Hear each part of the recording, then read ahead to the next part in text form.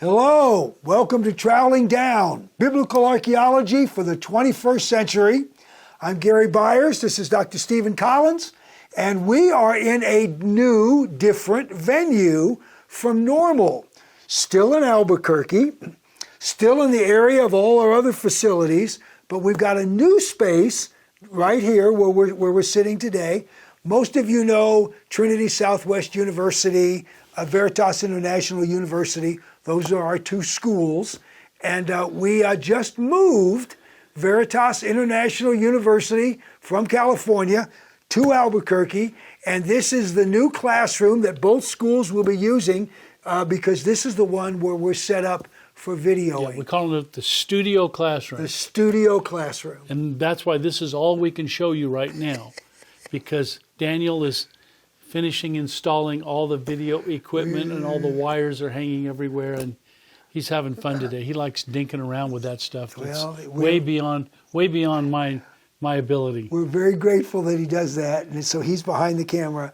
So anyway, this is our new venue, and we'll probably do a lot more stuff from in here. We do classes from in here, but we do some of these shots with you folks. So we're glad to be with you. We're in the new phase of archaeology at el-Hammam. Yes, we are. Want to say a little bit about that? Well, the old phase was the fun. Definitely the fun phase. Excavating, doing all that. That's fun. That's what we like. Gathering the data, boxing it up, getting it shipped to the right places. Not only at our labs here, but also to storage in Jordan, where all the the good stuff, but all the whole pieces and most of the objects go there. But we do bring back the diagnostic pottery and samples of things that we need to study going forward. But now we're at that point where we've gathered all the data we can possibly gather. Well, let's put it this way. At least in the way yours and my lifetime are scheduled out from here going forward. We were in the field for, well, if you count the 2 COVID years off, but then add back in the double season we did, for 18 years, something like that, from 2016 to 2023. That's a long time to dig. But it also means that even though we were very much younger than today, when we started the excavation back in 2005, that means all that life has gone by during that period of time, and we're not as young as we used to be. So we had to draw the line at some point. We had to say, wait, we had to stop. We can't continue to add data to the data pile. We have to begin working on that data pile, sorting it, analyzing it, writing it up, and with a view that at some point over the next 8 years, maybe 10 years at the most, hopefully, to finish all of the 4, perhaps 5 volumes of final reports. A big deal, and we're looking forward to it, but it's a whole nother phase of what we do, and we like that kind of research as well. Excavating and excavation reports and other data. So that's what we're into. But today we're going to go way back to the beginning. Season number 1. We started off on the upper the upper city. 64 acres total, about 22 for the upper city and the rest the lower city. And we were on the upper city. I was in area D, which is on the northwest end. Yeah, far on the northeast end.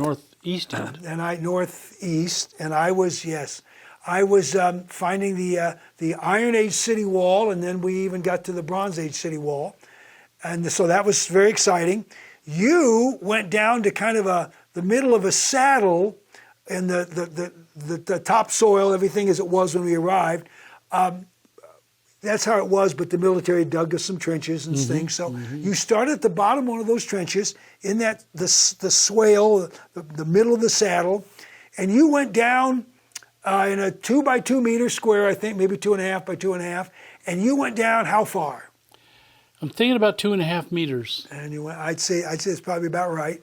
And so you were down there close to 10 feet. Well, say me, it was GK, Yes. Jenny K. Massara, and Carol Cobes. Yep. were working that square. And so you guys got down there in a hurry because you wanted to see what the profile of the site looked like. We had some ideas. Well, I thought the best place to get the deepest Yeah. would be to go to the lowest place to begin with. Yeah. Yeah. And so that happened to be this nice little swale area that had the lowest elevation, the lowest level of any place on the upper city. So I figured, well, if we start low, we get even lower faster. And that's pretty logical. That did work. It did, except It did work, except we only got to work there, I think, a week, because then it rained. And in a swale, if you're working in a low place in a swale, if you do happen to get a thunderstorm, what happened to us will tend to happen. Yeah. That is, the square filled almost all up with water. But we did get a lot of work done in it, but we had to really close it because it wasn't a good place to dig. and then even backfilled it. We backfilled even it. backfilled Yeah, it. we had to backfill it. But that got us started. And down there deep, you had an amazing discovery. Was it the first or second week of the season? Gary, it is like 17 years ago. It was early, though. It was early in the dig. Early in the dig. I don't remember exactly where, but yeah, it was early in the dig, and so we were down deep. And in fact, Carol and GK were down there, and I think Carol's the one that found this piece, glaring up at her from. We'd come down almost 2 meters, in fact, about 2 meters to get to the bottom of the Iron Age. Yeah. And they got into the Iron Age, and they got into this ashy, kind of ground up looking destruction kind of matrix, which at the time, we actually didn't know that matrix at all. We didn't know that destruction layer at all. It was our first howdy-do to the Middle Bronze Age destruction layer. And so, but they knew the pottery had changed. And it was now pretty much Middle Bronze Age pottery. But Carol said, there's something strange down here. You need to come look at it. And so I got down in there. Was there room for three of you in there at one time? No. Somebody had to get out. GK had to come out. I had to go down. And like you said, it was only like, I think it was 1.5 meters by 1.5 meters. It was not, it was a quick probe. Yeah. And so there we were, and she said, look at that, and I'm looking at it, and the first thing I thought, what I was looking at was this. That's the piece. That's the piece. 20 years ago. So I'm looking at this piece, and it was a little bit bigger then. It's had some slices taken off of it for analysis, but I'm looking at this thing, and I don't know if you can see it. Let me kind of move it around if you can get the glint of the light on it. This is a glassified surface. It's been vitrified, melted, and you can see the melt here, and you can see the cross section. I'll go into that in a minute. But so I'm looking at this thing. It's in the ground. It's in situ. They have not taken it out. So I'm looking, and the first thought in my mind was, what in the world is a piece of Islamic period pottery doing down here? And we say that because we're used to this green looking glazed pottery, which was what the Muslims did in their they had a lot of green, some yellow, sometimes a little bit of blue, but green was really special. We're very familiar with it. And this was down like 7 feet, and this was at the lowest part of the town. This is really deep. Yeah. How could that be? Glazing starts in the Islamic period around the 7th century AD. Well, this was a problem because It's a problem. AD didn't belong in what was essentially 2000 BC, and that was a disconnect. And so I picked it up. Remember I said it was still in situ. It was still sitting right there like that. Yeah, she left it right where she found it. I picked it up and looked at it, and I went, oh, and I recognized this wear. See how greeny it looks? It looks like, well, for lack of a better term, we called it greenware. Creative. It's greenish ware. Ware. It has kind of a green hue to it. But we knew this ware, and we knew it from the Bronze Age. So I looked at it, and I saw the wheeling marks and all of that. And I went, oh, okay. It's, and you can see how it turns. And so it's kind of from the shoulder. And you can even stance this wheeling line right here, Gary. Yeah. You can stance it, and you can see how it kind of goes this way. And so it comes from the sort of the shoulder near the neck of a, decent-sized storage jar. So I'm looking at this going, okay, it's Bronze Age, probably Middle Bronze Age. And, all right, it's weird. It's melted on the surface. It's very strange. We'll get it studied, but there it is. Let's get on with the work. So in a square, when you're down deep there, you're hauling dirt up to somebody every couple minutes on a rope in a bucket, and you're getting there. There's people up there. If you got anything you need, they send it to you, or you send it up to them. So you're down there at the bottom, and let's move it on. So you just threw it up. Yeah, and I think right before that, GK, I think this was actually her square. And, jokester that she is, I made the mistake of saying, GK, can you get me some water down here? She takes her water bottle and pours some water on my head. I said, the bottle, I would have, appreciate. But, so we do joke around sometimes have some on fun. the site. But, so I tossed this up. Now there were a group of, we're down a bit. We're looking up, and you have this little square, and the sky is up there, and you have these faces, right?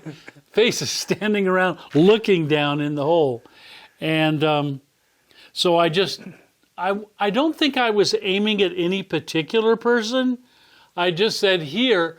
And I really couldn't distinguish who it was. I just said, here, put this in the bucket, and, we'll register it. Up it goes, and to the sherd bucket. And the person that caught it, I come to find out later, was a fellow by the name of Gene Hall. And the reason I know that name is because he was my grandmother was a Hall. He was one of my grandmother's relatives somehow through that side of the family, whom I had never met until he decided to come on the dig. And so, I think he was living in Washington State at the time. And anyway, he's the one that wound up catching this thing. Well, he catches it, and he looks at it, and he says to me, this looks like Trinitite. And I kind of said, okay.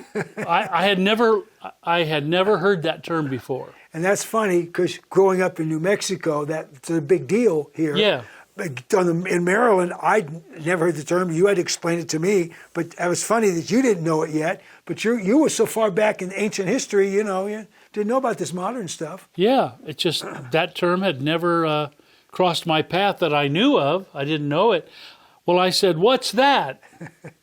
And Gene said, and it's interesting that Gene, let me explain who Gene was. Gene was an old guy. By then, probably in his 80s. At that time. Even at that, maybe late 70s, early 80s. And he had worked on the Manhattan Project. Which is? Here in Los Alamos, here in New Mexico, which is the work done on the development of the first atomic bomb. During World War II. So if you saw the movie Oppenheimer, yeah, that was here in New Mexico. And so, so he had worked on the project. He was actually at Ground Zero at the Trinity site near Alamogordo when they blew up the bomb. And so he was also one of the on-the-ground scientists that looked around the base of the tower in the days and weeks afterward, and that explosion had melted a lot of the surface sand around the tower, and this melted, glassy-looking stuff was everywhere. Kind of melted and fused together. Yeah. And they called it Trinitite because that was the Trinity site. That was ground zero at the Trinity site. It was that explosion that created this glassy surface over the ground, and they called it Trinitite. Well, he catches this sherd from el-Hammam, and he says, looks like Trinitite. I said, what's that? He said, don't you just hate it when people do that? You totally baffled. You have no idea what he just said, have no connection. And then they say, no, I didn't know. I don't know. Tell me. That's why I'm asking. What is that? And he said, it's the melted sand at ground zero of the first atomic bomb explosion. Did that set off something in your head? Kind of. But I said, okay, that's interesting. We will, straight away, when we get back to the States, we will take this thing down to New Mexico Tech, to somebody down there. Didn't know anybody particularly down there at that time. And we'll get it analyzed. Well, we did. Now, in fact, I was actually speaking at a venue talking about el-Hammam and Sodom down in Socorro, and a fellow came up to me afterward and he says, and I had talked about this piece. And he came up to me afterward and he said, I think I can help you with this. I think I can help you with the analysis of this piece. And we were already calling it kind of Trinitite. It's not Trinitite. It's not from ground zero of the first atomic bomb explosion. It was subjected to heat and physically looks like Trinitite. And that's why people were calling it that. And he said, I think I can help you with that. Well, who are you? He said, hi, I'm David Burley. I'm a materials scientist professor at New Mexico Tech. Bring it on down and we'll get it tested. Now, up until that point, you didn't know the name David Burley. No, never heard of him. But we've since, he's very well known. You couldn't have found a better guy, more connected guy. Yeah. And he's motivated because he comes to you. I mean, this is an amazing thing. This is what a great story. Yep. Well, tell you what, we'll need to stop here, but because we'll have to carry this on. Well, this is going to take several episodes, I think. We're going to carry you on through, but up to this point, we've got a rather mysterious piece of stuff that we have found in the excavation at el-Hammam, down in the Middle Bronze Age destruction layer. It's a piece of pottery, the surface of which has been melted into glass. What's going on here? So, stay tuned with us. We'll be back for round 2 of maybe 3. We'll see how this goes. This is really such an exciting part of the story, and I actually asked that we could do this because we had lunch the other day, and I just got asking some questions, and you brought out stuff I'd never heard before. This is such a great story. This is Troweling Down, Biblical Archaeology for the 21st Century. We're talking about our excavation at el-Hammam. Really cool stuff. We're just getting started. Please join us for the next episode. Blessings.